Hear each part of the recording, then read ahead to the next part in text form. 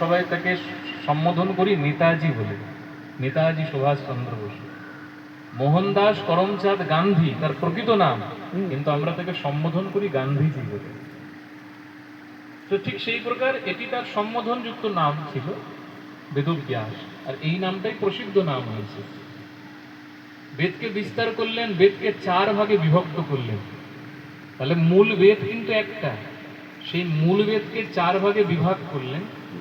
ঋক, সাম, যজু, অথর্ব, বেদ চত্বার উদ্ধৃতা বেদ রচনা হলো। কিন্তু তাতেও বেদব্যাসের মনেতে শান্তি নেই, তাতেও শান্তি নেই।